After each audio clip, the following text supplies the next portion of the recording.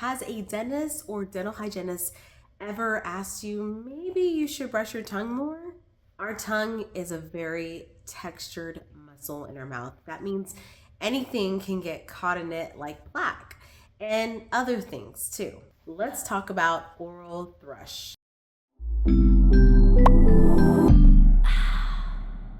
Oral thrush is an infection. So it's an overgrowth of a candida fungus. Say that 10 times fast. Candida. It looks like basically cottage cheese on your tongue. What causes it and who can get it? Almost anyone can get it, but let's start off with babies and young children, especially babies that are younger than a month old.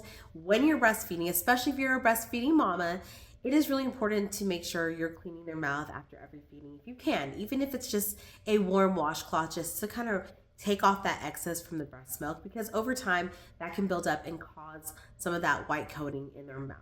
Older adults that are probably over 65 or maybe 70 and older, their health changes. Your health will change when you age, and that's just the way of life. And so things can happen, whether you're going through systemic health issues, all that can factor in your mouth. You can get dry mouth from just, different variety of different medications that you're taking at the same time.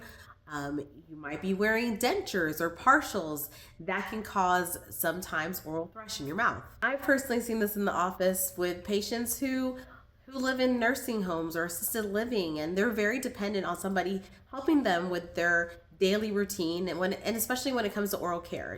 They might lose their dexterity when it comes to brushing, so they might not be brushing as well. They may not have the help to brush their teeth as well. So poor hygiene can also lead to issues such as oral thrush. People who have weakened immune systems, such as people who probably have HIV, AIDS, just organ transplants, anything that might be immunocompromised, can also lead to issues with oral thrush. And adding that to systemic issues, those who are struggling with their diabetes or having low iron, low B12 deficiencies, just having other health issues, even your thyroid. If you have some underactive thyroid, anything with that can also cause oral thrush. But I will say the most common cause that we see people with oral thrush are people who are using steroids for a long time or antibiotics for long periods of time.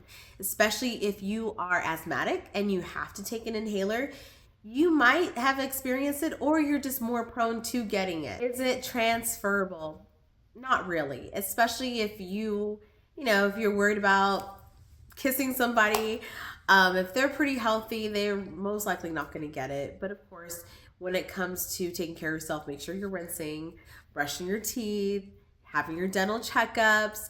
If you need, more frequent hygiene visits, then do that. And in addition to brushing and having your dental checkups frequently, also check with your physician if there's any type of antifungal medications, rinses, types of ointments that you can use to kind of help reduce some of that oral thrush. But of course, just make sure that you change out your toothbrush so often, sanitize things that you're currently using, so that way, you're not just continually building up that bacteria as well.